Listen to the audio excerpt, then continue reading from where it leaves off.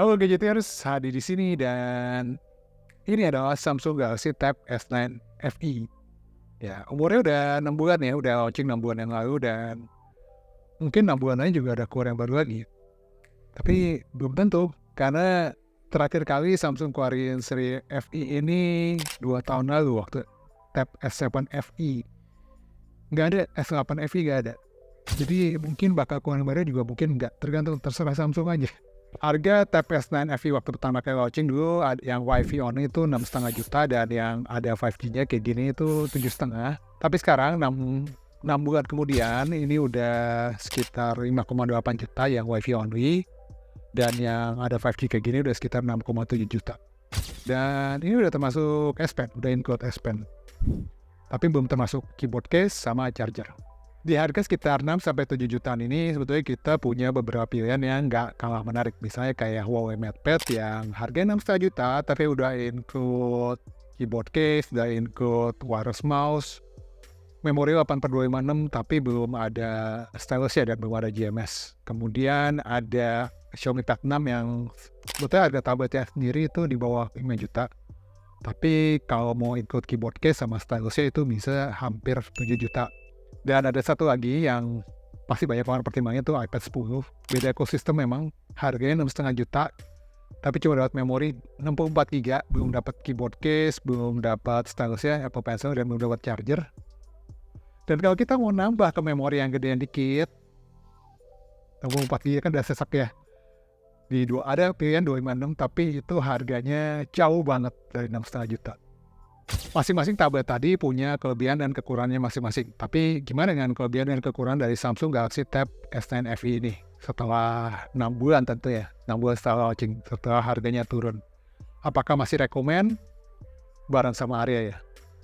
Ya, meskipun masuk ke seri FE yang familiar dengan harga budget, Tab S9 FE ini sebenarnya masih punya tongkrongan yang terbilang premium ya. Bahkan 11-12 lah dengan Tab S9 versi reguler.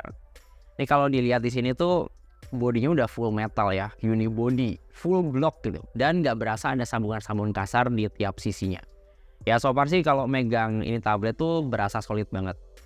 Nah nggak cuma itu doang nih, fitur mahal IP rating IP68 yang juga jadi jualan utamanya Tab S9 itu juga masih sempet-sempetnya loh dimasukin di versi yang lebih murahnya ini.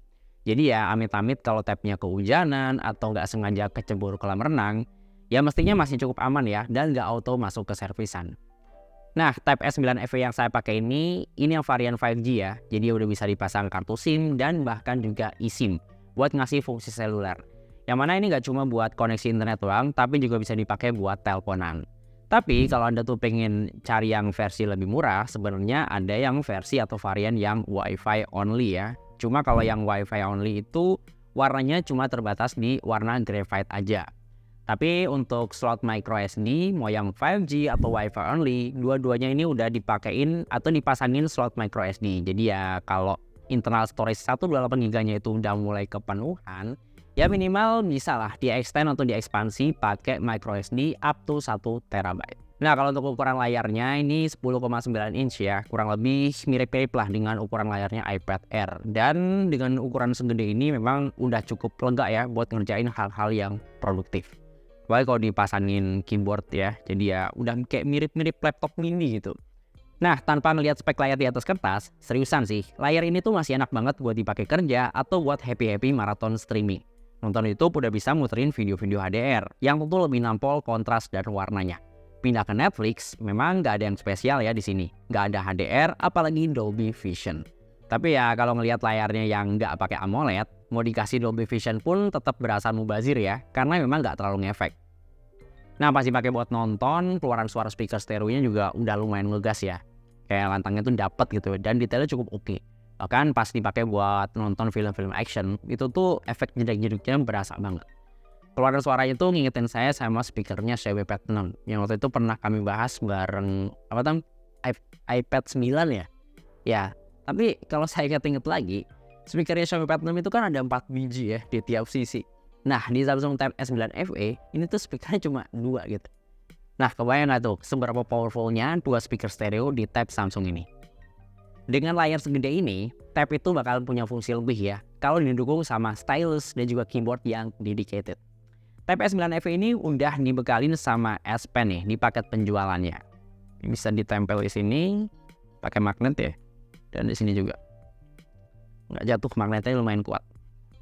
Dan ini juga jadi poin plus ya, karena stylishnya tuh nggak dijual terpisah, yang biasanya harganya juga lumayan Pak, bisa 1 juta bahkan sampai 2 juta rupiah. Nah yang harus beli lagi atau dijual terpisah dari tab ini itu lebih ke book cover keyboardnya ya. Kalau saya baca-baca itu versi officialnya memang ada di harga 2 jutaan. Tapi kalau pengen lebih murah lagi sebenarnya bisa pakai yang keyboard third party ya di lapak-lapak online. Ya selama bisa connect sama Bluetooth itu udah bisa dipakai buat kerja yang lebih produktif. Nah kalau ngomongin S Pen-nya sendiri, ini udah cukup mantep ya performanya ya. Udah responsif banget di layar. Dan buat sekedar nulis di notes ya, pakai tulisan tangan atau sketching tipis-tipis di Canva, ini sih udah cukup oke. Cuma yang perlu diingat, S Pen di S9 FE ini tuh bukan yang versi Bluetooth ya. Makanya di sini tuh nggak ada baterainya gitu. Jadi nggak bisa diisi ulang juga baterainya pas lagi nempel di bodi belakang sini. Dan fungsinya juga relatif lebih terbatas ya ketimbang S Pen yang versi Bluetooth. Kayak misalnya dia tuh nggak bisa ngenalin preset tertentu, yang mana ini kepake banget buat ngedesain ya di layar. Dan di sini juga nggak ada fungsi-fungsi gestur kayak S Pen yang versi Bluetooth. Nah, salah satu hal yang bikin tab itu enak dipakai dan nggak sekedar kayak layar HP yang digedein doang, itu ada di bagian tampilan antarmuka atau UI-nya. Ya, dari sekian tablet Android yang dijual resmi Indonesia, tabnya Samsung itu bisa dibilang salah satu ya yang punya tampilan antarmuka yang cakep gitu, enak dipakai dan bisa dipakai kerja yang lebih proper. Jadi ya bisa lah buat ngegantiin fungsi laptop. Ya, Samsung Galaxy Tab S9 FE ini udah jalan pakai One UI 6.0 yang basisnya tuh udah Android 14.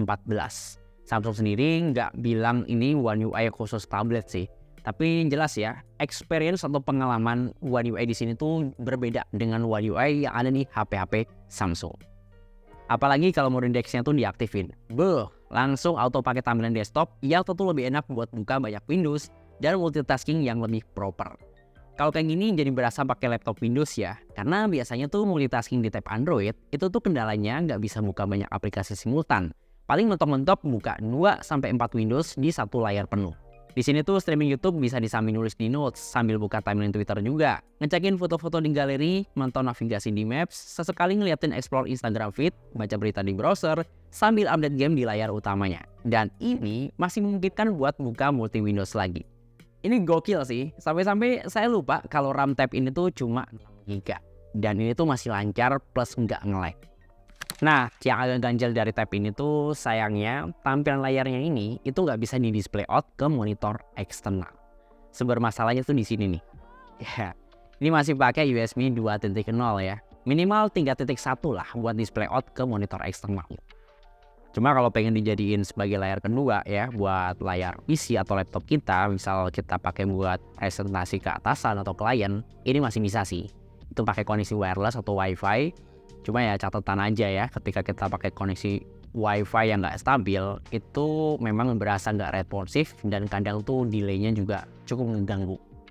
Ya, kalau ngomongin soal kamera di tablet, sebenarnya kamera depan itu lebih penting ya daripada kamera belakang.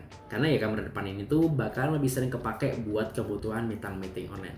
Apalagi kamera depan di Samsung Tab S9 FE ini tuh bener-bener digenjot maksimal ya. Ini opsi perekaman videonya udah bisa sampai 4K 30 fps.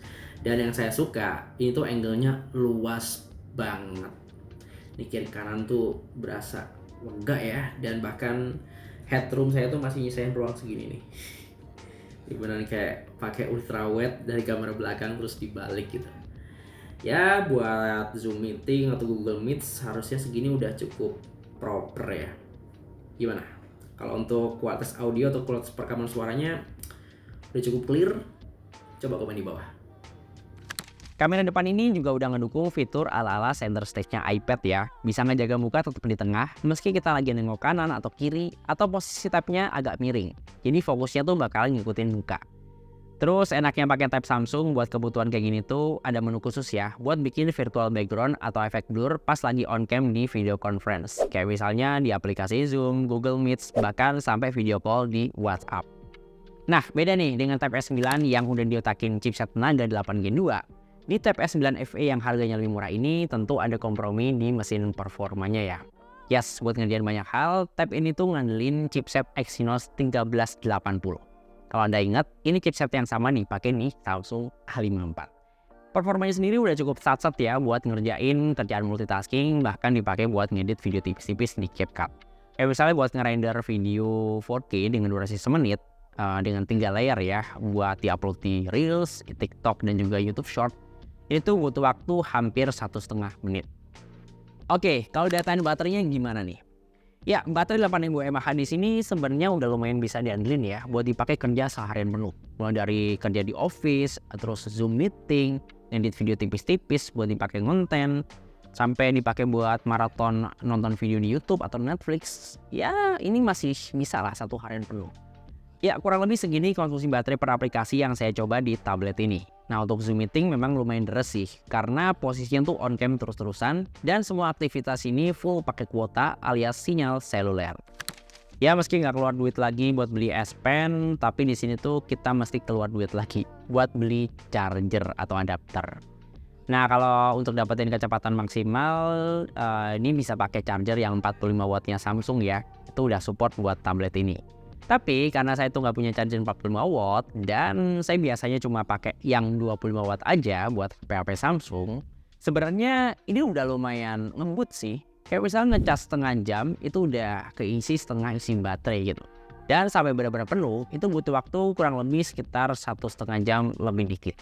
Ya, untuk ukuran kapasitas baterai 8000 mAh ini hitungannya masih gercep ya.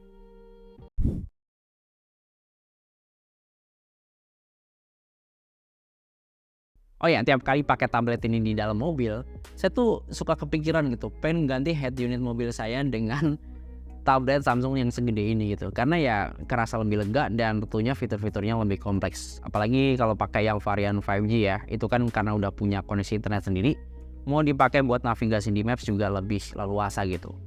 Untuk performa GPS sendiri juga udah cukup mantep ya, performanya sat-set, buat kunci lokasi juga gercep ya, dan yang terpaling penting di sini juga ada sensor orientasi. Ya tentu aja bisa ngasih tahu kita lagi ngadep kemana di Maps gitu. Ini fitur yang sepele tapi sebenarnya lumayan penting ya, karena ada beberapa brand tablet lain tuh yang nge-skip fitur atau sensor ini gitu ya. Jadi ya pas lagi ngebuka Maps, tahu-tahu ya buta arah mata angin, alias kita nggak tahu kita lagi ngadep ke arah mana. Oke, jadi kesimpulannya, kenyamanan itu emang seringkali ada harga yang harus dibayar, nggak terkecuali dengan Samsung Galaxy Tab S9 FE ini, yang punya kenyamanan berupa rating tahan air, tahan debu, IP68 yang nggak ada di tablet lain yang di harga segini. Ya, karena itu RAM-nya juga cuma 6GB, sedangkan yang lain bisa dapat RAM 8GB. Mungkin memori 6GB ini buat pemakaian setahun, 2 tahun, atau 3 tahun mungkin masih kerasa cukup ya, apalagi buat Anda yang pakai tablet ini cuma sebagai device ketiga setelah laptop buat tugas berat dan HP buat tugas sehari-hari. Nah, sisanya pakai tablet.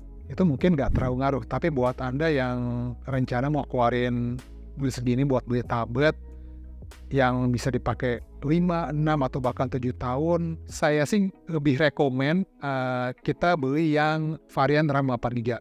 Cuma di Samsung Galaxy Tab ini untuk varian 8GB adanya di varian yang S9 FE Plus. Nah ya tentu ini masih tambah biaya lagi, tambah duit lagi. Kalau memang Anda budgetnya ketat, budgetnya nggak bisa nambah lagi, ya memang terpaksa harus melirik merek lain. Oke, sekian video kali ini. Terima kasih sudah menonton sampai selesai. Saya Hadi Gunawan, tadi ada Arya, di belakang kamera ada Tama, kami undur diri. Kita jumpa lagi di video berikutnya. Cheers!